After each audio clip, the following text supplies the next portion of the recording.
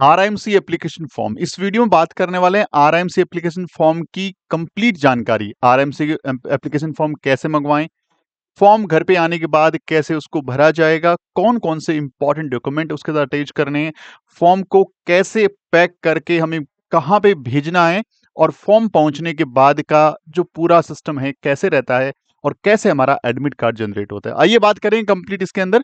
RIMC यानी राष्ट्रीय Indian military college Dehradun, पूरे इंडिया में सिर्फ एक ही स्कूल है देहरादून के अंदर। क्लास 8th में वहां पे एडमिशन होता है। उसके लिए साल में 2 बार एंट्रेंस एग्जाम होता है। उस स्कूल के लिए हर 6 महीने के बाद जो एंट्रेंस एग्जाम होता है, वहां पे पूरे इंडिया से 36 यानी 36 लड़के और 5 यानी 5 गर्ल्स को सिलेक्ट किया जाता है हर 6 महीने के बाद। और उस स्कूल का जो एंट्रेंस एग्जाम है मोस्टली जून और दिसंबर में होता है। इस बार जून 2025 में एंट्रेंस एग्जाम होने वाला है।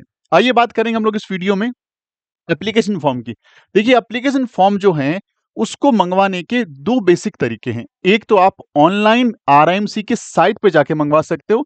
जैसे मैं देखिए साइट खोल रखी है, और साइट जब खोल रखी है आपने, ये होम पेज खोल रखा है, तो लिखा हुआ है online payment for the RIMC prospectus. से क्लिक करोगे, क्लिक करते ही एक नया पेज खुलेगा, और इस पेज पे कुछ एंट्रीज हमें फिल करनी पड़ती हैं, और वो एंट्रीज फिल करते ही हमारा फॉर्म अप्लाई हो जाता है। जैसे स्टूडेंट का नाम यहाँ पे लिखिए, और नाम के अंदर फर्स्ट नेम, मिडिल नेम और लास्ट नेम। यदि किसी का नाम मान लीजिए मोहन राम है, तो मोहन यहाँ पे आएगा और राम यहाँ पे आएगा।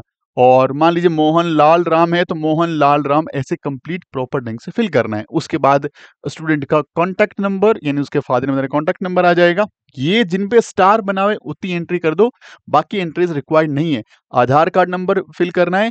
कैटेगरी, बेसिकली यदि कैटेगरी पे क्लिक करोगे तो यहाँ छोटा सा कंफ्यूजन है कि सर जनरल है, SC ST है, ओबीसी नहीं है। जनरल के अंदर ही ओबीसी को मर्ज किया है। यहाँ पे ओबीसी और जनरल को जनरल ही काउंट करते हैं, ध्यान रखिएगा। बाकी कुछ एंट्रीज फिल नहीं करनी। यहाँ पे आप अपना कंप्लीट एड्रेस, जिसके अंदर आप अपने घर के आसपास की लोकेलिटी का एड्रेस, कौन सा गांव है, कौन सा शहर है, पास में नियरेस्ट कौन सी सिटी है, उसके अलावा आपका तहसील कौन सा है, डिस्ट्रिक्ट कौन सा है, पूरा कंप्लीट एड्रेस भरें। क्योंकि ये फॉर्म आपके घर पे पहुंचेगा, और पहुंचने में 15 दिन से लेकर के 1 से 1.5 महीना लग जाता है। तो यदि यहाँ पे मिस्टेक हो गई, तो आपको ये बात तब पता लगेगी कि आपके पास 1-1.5 महीने बाद फॉर्म नहीं आया। फिर अप्लाई करोगे, फिर 1-1.5 महीना, तो आपका फॉर्म मिस हो सकता है।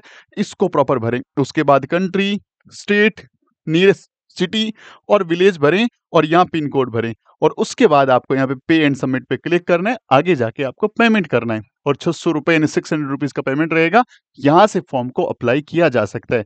और फॉर्म को अप्लाई करने में आपको कहीं भी दिक्कत आती है, तो हमारे डैशबोर्ड नंबर से कॉल करके हम लोगों से फॉर्म आप अप्लाई करवा सकते हैं, जिसका थोड़ा सा एक्स्ट्रा चार्ज होगा, बट आपका फॉर्म का अप्लाई हम लोग यहाँ बैठ के कर देंगे। अब अगली बात है, सर फॉर्म हमने यहाँ से अप्लाई कर दिया, क्या सर कोई दूसरा तरीका है इसका? बिल्कुल सर, दूसरा तरीका है। आप जो इसका प्रोस्पेक्टस है, उस प्रोस्पेक्टस में देखेंगे कि फॉर्म को मंगवाने का आपके पास एक तरीका और रहता है, और वो तरीका रहता है बैंक के थ्रू। यानी आपको बैंक में जाना है, और बैंक में जाकर के आपको एक डीडी बनाना है। यदि आप SC ST से बिलोंग करते हैं तो 555 रुपीज का, और ओबीसी और जनरल से बिलोंग करते हैं तो 600 रुपीज का डीडी आपको बनाना है। द कमांडेंट आरआईएमसी फंड, डिवारी ब्रांच जो है HDFC बैंक, बालूपुर चौक, देहरादून। इस नाम से आपको, ये जो बोल्ड लेटर में लिखा हुआ है, गहरे अक्षरों में लिखा हुआ है, इस नाम से डिमांड ड्राफ्ट बनाइए और देहरादून के एड्रेस पे भेज दीजिए। और उसमें आपका कंप्लीट एड्रेस, ध्यान रखना, उसमें भी पूरा एक अलग से कंप्लीट एड्रेस लिख करके भेजना है। यदि आप ये भेजते हैं तो वो आपको फॉर्म आपके घर पे पोस्ट कर देते हैं। तो 2 तरीके हैं फॉर्म को मंगवाने के। फॉर्म आपने मंगवा लिया, और फॉर्म जब घर पे आपके पास पहुंचता है, तो फॉर्म के साथ क्या क्या चीजें एसेंशियल आती है, ये बात आपको जाननी है। और फॉर्म को हम लोग कैसे भरें, ये बात हम लोग अभी करने वाले हैं। पहले तो जब फॉर्म घर पे आपके पास आएगा, तो फॉर्म के साथ ऐसे 2 फॉर्म आएंगे। तो यहां कंफ्यूजन हो जाता है कि सर 2 फॉर्म है, इसका मतलब एक दिसंबर के लिए, दूसरा जून के लिए। नहीं, आपके दोनों फॉर्म जो हैं साथ में ही भेजने, दोनों फॉर्म ही भेजने। उसके बाद एक प्रोस्पेक्टस आता है जिसमें उनकी डिटेल रहती है। एक PYQ सीरीज आती है, एक बुक आती है जिसमें पिछले 7 से 8 साल के प्रश्न पत्र रहते हैं। इसके अलावा इसमें 2 एनवलप आते हैं, लिफाफे आते हैं, एक बड़ा और एक दूसरा छोटा। छोटे वाले पे एडमिट कार्ड लिखा रहता है। इनकी बात भी हम लोग करेंगे। पहले तो ये दोनों फॉर्म ही आपको भरने। फॉर्म को भरना कैसे है, किन किन बातों का ध्यान रखना है, वो हम लोग यहाँ पे बात करने वाले हैं। तो फॉर्म को भरने के लिए मैं थोड़ा इसको एनलार्ज कर लेता हूं ताकि आपको समझ में अच्छे ढंग से आ पाए। अब फॉर्म के अंदर जो एंट्रीज हैं उसके अंदर देखिए सबसे पहली चीज जो है वो ये बोला गया है कि फॉर्म को पहली बात बच्चा खुद भरेगा। बच्चे के form to be filled by the candidate in his own handwriting in a capital letter. पहले तो खुद की लेटर में खुद ही बच्चा भरेगा, कैपिटल लेटर यानी पहली ABCD के अंदर भरना है। ये बात ध्यान रखें। यहाँ पे बच्चे का एक रिसेंट फोटोग्राफ आएगा और ये फोटो 10-15 फोटो 20 फोटो निकाल के रख लेना, क्योंकि यही फोटो आपका जब एडमिट कार्ड जब आएगा उस पर प्रिंट होके आएगा, साथ लेके जानी है, उसके इंटरव्यू के अंदर साथ लेके जानी है, मेडिकल में साथ लेके जानी है, और जब आपकी एंट्री होगी तब साथ लेके जानी है। तो फोटो बना ले आराम से। यहाँ पे अपना रिसेंट फोटो लगाइए और यहाँ इस बॉक्स में अपना सिग्नेचर करें। ठीक है, ऊपर वाली एंट्रीज आपको फिल नहीं करनी। यहाँ पे अपना डेट ऑफ बर्थ, तो यहाँ पे DD यानी आपका दिन कौन सा है, MM यानी मंथ, और YY यानी यहाँ पे साल, ऐसे भरना है। प्लेस ऑफ बर्थ, जहां भी जगह आपका बर्थ हुआ है वो प्लेस आपको यहाँ मेंशन करना है। इसके अलावा रिलीजन कौन सा है आपका, नेशनलिटी कौन सी है आपकी बताना है आपको, हाइट कितना है, वेट कितना है, सारा विजन कितना है, आई विजन डॉक्टर से चेक करा के भर सकते हैं, जेंडर मेल या फीमेल कौन सा है, और डोमिसाइल स्टेट कौन सा है। डोमिसाइल का मतलब जहां पे आपका मूल निवास है, रेजिडेंशियल सर्टिफिकेट कौन सा है वो आपको यहाँ पे मेंशन करना है। आइडेंटिफिकेशन मार्क्स, बॉडी के ऊपर कहीं भी बचपन में कट लगा हुआ है, कोई चोट का निशान हो गया, या तिल बना हुआ है, मूल बना हुआ है, तो वो आपको आपकी बॉडी के ऊपर देखना है कि 2 आइडेंटिकल मार्क आपको यहाँ पे फिल करने हैं। Centre, exam centre name, exam centre यदि आपके फादर या मदर, बच्चे के फादर या मदर डिफेंस में हैं या कोई सेंट्रल गवर्नमेंट एम्प्लॉय है तो उसके पास 2 ऑप्शन रहेंगे कि वो एग्जाम सेंटर चूज कर सकता है। 2 ऑप्शन का मीनिंग ये होता है, सपोज दैट कोई पर्सन MP का है, मध्य प्रदेश से बिलोंग करते हैं वो, और वो गवर्नमेंट सेंट्रल गवर्नमेंट की जॉब के लिए दिल्ली रहते हैं। अब उनके पास 2 ऑप्शन है कि वो अपने बच्चे का पेपर MP के अंदर भी दिलवा सकते हैं और दिल्ली के अंदर भी दिलवा सकते हैं, इसलिए एग्जाम सेंटर चूज करना होता है। लेकिन बाकी जितने भी लोग हैं जो अपना सेल्फ प्राइवेट काम करते हैं या कोई भी स्टेट गवर्नमेंट एम्प्लॉय है, तो जिनका जो भी डोमिसाइल स्टेट है, जिनका मूल निवास जहाँ का बना हुआ है, सिर्फ वहीं पे एग्जाम सेंटर ले सकते हैं। आप चाहे रिसेंटली कहीं भी काम कर रहे हो उससे कोई फर्क नहीं पड़ता। तो ध्यान रखना है कि हर एक स्टेट का एक एग्जाम सेंटर होता है। अच्छा, ये कहाँ पता लगेगा, जो प्रोस्पेक्टस आएगा ना उसके अंदर 4 पेज का एक पन्ना और आएगा, उसके अंदर सारा कुछ लिखा रहेगा कि एग्जाम सेंटर कहाँ कहाँ पे, उसको भी मैं आपको दिखा दूंगा थोड़ी देर में। ठीक है जी। अब आपको बात करना है आधार कार्ड नंबर, बच्चे का आधार कार्ड नंबर यहाँ मेंशन करना है, फादर या मदर में से किसी का आधार कार्ड नंबर यहाँ पे आएगा। अब यहाँ पे यदि आप जून के लिए एग्जाम डेट, यदि जून के लिए फाइट करोगे, जैसे अभी जो फॉर्म भरे जा रहे हैं वो जून 2025 के लिए भरे जा रहे हैं, और जो बच्चा जून 2025 के लिए फॉर्म भरेगा उसका एडमिशन जो होगा स्प्रिंग टर्म में होगा, जनवरी 2026 में स्कूल में जाएगा। यही फॉर्म जब आप जून के बाद में भर रहे होंगे तो यहां पे लिखा जाएगा दिसंबर 2025, और फिर आपका बच्चा जाएगा जुलाई 2026 के अंदर, जुलाई 2026 के अंदर। तो ये पे ध्यान रखना है, ये एग्जाम होने वाले मंथ के आगे ईयर लगाना है, और ये 6 महीने के बाद एडमिशन होता है। जून में पेपर दिया, जनवरी में आपने दिसंबर पेपर दिया, जुलाई में आपका पेपर होगा। अब यहाँ पे detail of family member, brother and sister only, घर में जो भी भाई बहन है बच्चे को छोड़ करके, खुद बच्चे को छोड़ के उसको कोई भी भाई या बहन है तो वहां पे सीरियल नंबर देना है कितने हैं, इसके अलावा उन बच्चों का पूरा नाम लिखना है और उनका डेट ऑफ बर्थ यहाँ पे मेंशन करना है। ये डिटेल उनको चाहिए होती है। अगली चीज क्या है, फादर का नेम क्या है, फादर का ऑक्यूपेशन, प्लीज स्पेसिफाई का मतलब थोड़ा सा एक्सप्लेन करें। जैसे एक बच्चे ने लिखा, मान लीजिए बिजनेसमैन, तो बिजनेसमैन तो किसका बिजनेस है, बिजनेसमैन ऑब्लिक लगा के वहां पे बिजनेस को थोड़ा एक्सप्लेन करिए। आर्मी पर्सन हैं या एयरफोर्स में, जिस भी डिपार्टमेंट है, डिपार्टमेंट थोड़ा सा उसको डिटेल में बताइए कि किस पोस्ट पे काम कर रहे हैं वो, उनका एनुअल इनकम कितना है, मदर का नाम क्या है, मदर का ऑक्यूपेशन क्या है, मदर का एनुअल इनकम कितना है, और परमानेंट एड्रेस यहाँ पे फिल करना है विद पिन कोड नंबर। आगे क्या है, अगले पेज में जब इसको टर्न करोगे तो यहाँ पे एड्रेस, कॉरेस्पॉन्डिंग एड्रेस आपका अलग हो सकता है जो इसके अलावा हो सकता है। इसके अलावा टेलीफोन नंबर, यदि नहीं है छोड़ दो, मोबाइल नंबर फिल कर दीजिए जरूर से, मेल आईडी फिल कर दीजिए, name and address in school which presently studying, बच्चा जिस भी स्कूल में भी पढ़ रहा है, क्योंकि स्कूल के प्रिंसिपल से हमें सर्टिफिकेट भी लेके आना है, यहाँ पे कंप्लीट मेंशन कर दीजिए, यहाँ पे क्लास मेंशन हो जाएगी, मीडियम इंस्ट्रक्शन किस में चाहिए मेंशन हो जाएगा, हाउ मेनी टाइम, यदि इससे पहले आपने एग्जाम दिया है तो अपना रोल नंबर और आपको डेट और ईयर बताना है कब आपने एग्जाम दिया, सिग्नेचर बच्चे का यहाँ पे करना है। इसके अलावा बच्चे का कोई स्पेशलिटी है, brief resume of the military services rendering by the candidate father and near relative if any, यदि बच्चे के फादर या नियर रिलेटिव यानी ब्लड ग्रुप में जो लोग आते हैं वो उनमें से कोई भी पर्सन आर्मी के अंदर कहीं भी पोस्टेड है, डिफेंस के अंदर है, मिलिट्री के अंदर कहीं भी है, तो आपको उसका ब्रीफ यहाँ पे पूरा बताना है, उनका नाम क्या है, कब ज्वाइन किया, किस पोस्ट पे थे, अभी क्या कर रहे हैं, वो पूरा डिटेल आपको यहाँ मेंशन करनी है। बच्चे में कोई स्पेशल अचीवमेंट है स्पोर्ट्स के अंदर, स्टेट लेवल पे या नेशनल लेवल पे है तो वहां जरूर से मेंशन करिएगा।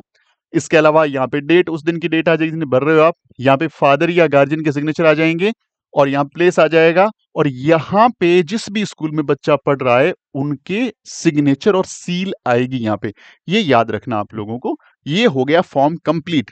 फॉर्म भरने के बाद हमें ये डॉक्यूमेंट्स लगाने, कौन कौन से इंपॉर्टेंट डॉक्यूमेंट्स है, पहला तो एक फोटोग्राफ ध्यान रखना, फोटोग्राफ इस पे पेस्ट करना है, मैंने स्टार्टिंग में आपको बताया, और दोनों ही फॉर्म सेम सेम भरने हैं। दूसरा, दो एडिशनल फोटोग्राफ आपको भेजनी है, याद रखिएगा, और वो दोनों साइंड होनी चाहिए, उसके बैक साइड में साइन करना है, याद रखना है बच्चे को, ताकि यदि कभी भी आपकी फोटो आगे पीछे हुई तो वहां पे वो सर्च कर पाए आराम से। Copy of the birth certificate, copy birth certificate लेनी है आप लोगों को, और आप लोगों को कॉपी ऑफ डोमिसाइल। अब बर्थ सर्टिफिकेट और डोमिसाइल जो है, जन्म प्रमाण पत्र और मूल निवास, उनको फर्स्ट ग्रेड ऑफिसर रैंक के पर्सन से अटेस्टेड भी करवानी है, याद रखिएगा। इसके अलावा ओरिजिनल कॉपी, जो स्कूल में बच्चा पढ़ रहा है उनके प्रिंसिपल सर के पास जाना है और उनसे स्टडिंग सर्टिफिकेट लेना है। वो आपसे पूछे सर होता क्या है, तो आप उनको बताना हम एक फॉर्मेट सिंपली स्कूल के लेटर हेड पे बच्चे का यहाँ पे फोटो लगा दो, इसके अलावा बच्चे का नाम, उसका क्लास कौन सा है, डेट ऑफ बर्थ क्या है उसका, कब रजिस्ट्रेशन हुआ, रजिस्ट्रेशन नंबर क्या है ये, और रोल नंबर क्या है, सारा मेंशन करके नीचे सिग्नेचर और सील लगा दो। यहाँ पे सिग्नेचर और सील लगा दो, ये बन गया आपका स्टडिंग सर्टिफिकेट स्कूल के लेटर हेड पे। ये आपका ओरिजिनल जाएगा, याद रखिए, बाकी सारी फोटोकॉपी है। एक खुद का self addressed envelope with a postal stamp, एक छोटा लिफाफा वो लोग भेजेंगे आपको, उसके ऊपर एडमिट कार्ड लिखा रहेगा, उसके ऊपर आप ना कंप्लीट एड्रेस भरना है, आगे बताऊंगा कौन सा है वो, और 42 रुपीज का स्टाम्प आपको पोस्ट ऑफिस से उसको मेंशन करवा लेना है, वो आपको भेजना है। इसके अलावा आपको कॉपी भेजनी है आधार कार्ड की, और बच्चे के द्वारा वो अटेस्टेड होनी चाहिए। यदि आपने दोनों तरफ से दो पेज पे करवा रखा है, एक पेज पे आगे पीछे करवा रखा है, तो दोनों में अटेस्टेड करवा के भेजना है। ये रिक्वायर्ड डॉक्यूमेंट है, ये रिक्वायर्ड 7 डॉक्यूमेंट है जो आपको ध्यान रखना है, बिल्कुल भी गलती नहीं करनी, इन वाला ओरिजिनल ही चलेगा, ध्यान रखना। तो ये सारे आपने फॉर्म भर लिया। अब फॉर्म भरने के बाद अब और क्या रहते हैं, फॉर्म कंप्लीट ऐसे भर लिया आपने, अब ये 2 एनवलप आपके साथ में आएंगे, ये 2 एनवलप जो हैं वो साथ में आएंगे। पहला एक एनवलप ये आएगा, ये बड़ा लिफाफा होगा, इस लिफाफे के ऊपर यहाँ पे क्या एड्रेस आएगा, यहाँ पे आपके स्टेट के अंदर, देखिए इस फॉर्म को भेजना कहां पर है, हर एक स्टेट का एक कलेक्टिंग सेंटर होता है, ऐसा नहीं है कि आपको वापस देहरादून भेजना है, आपको इस फॉर्म को अपने स्टेट के अंदर भेजना है। मैं राजस्थान से बात कर रहा हूं, तो राजस्थान के अंदर यदि कोई बच्चा फॉर्म भरता है तो राजस्थान के सारे फॉर्म, राजस्थान की जो कैपिटल है जयपुर, उसके अंदर एक एड्रेस है, वहां पे जाती हैं, अब ऑफिस है वहां पे जाता है। उसका एड्रेस कहाँ होगा सर, उसका एड्रेस जो फॉर्म आएगा उसके अंदर एक 4 पेज का आपका प्रोस्पेक्टस होगा, छोटा सा व्हाइट कलर का, वो मैं दिखाऊंगा आपको। उसके अंदर सारे स्टेट, उनके collecting centre, exam centre, phone number, email ID, सारा कुछ मेंशन रहेगा। तो आपको अपने स्टेट में देखना है कि कलेक्टिंग सेंटर कौन सा है, उसका complete address with pin code mention करना है। यहां पे आपको अपना एड्रेस मेंशन करना है, कहां से आप भेज रहे हो, वो complete address with pin code number यहां पे आएगा। ये बात याद रखना, ये फर्स्ट बड़े वाला लिफाफा, और इसी के अंदर सारे डॉक्यूमेंट जाएंगे, उनको सबको डॉक्यूमेंट को स्टेपल नहीं करने, ध्यान रखना। दोनों फॉर्म जाएंगे, सारे 7 के 7 डॉक्यूमेंट इसके अंदर जाएंगे, और जो एडमिट कार्ड वाला एनवलप है, कौन से वाला, ये वाला, एक ये वाला एनवलप भी आएगा, थोड़ा छोटा होगा, ये भी उसी बड़े वाले के अंदर जाएगा। इसके ऊपर लिखा हुआ है एडमिट कार्ड स्पीड पोस्ट, और इसके ऊपर यहाँ पे 42 रुपीज 42 रुपए का स्टाम्प लगाना है। यहाँ कहीं भी लगा दो, 42 रुपीज का लगाना है। और यहाँ पे अपना खुद का सेल्फ एड्रेस लिखना है, खुद का कंप्लीट एड्रेस, क्योंकि यही एड्रेस वो लोग वहां से स्पीड पोस्ट कर देंगे। आधा अधूरा एड्रेस होगा, आपके घर पे एडमिट कार्ड नहीं पहुंचेगा। मोस्ट ऑफ द स्टूडेंट का एडमिट कार्ड सिर्फ इसलिए नहीं पहुंचता क्योंकि वो एडमिट कार्ड वाले पे या तो इसको ब्लैंक ही छोड़ देते हैं, और फिर वो भरते, वो लोग तो नहीं भरेंगे, इतना टाइम नहीं उनके पास। या फिर क्या होता है कि इसके ऊपर आधा अधूरा एड्रेस लिखता है, फिर वो स्पीड पोस्ट के थ्रू पोस्ट ऑफिस में आता है, पोस्टमैन इतना रिसर्च नहीं करता है, वापस चला जाता है, जब तक टाइम निकल जाता है।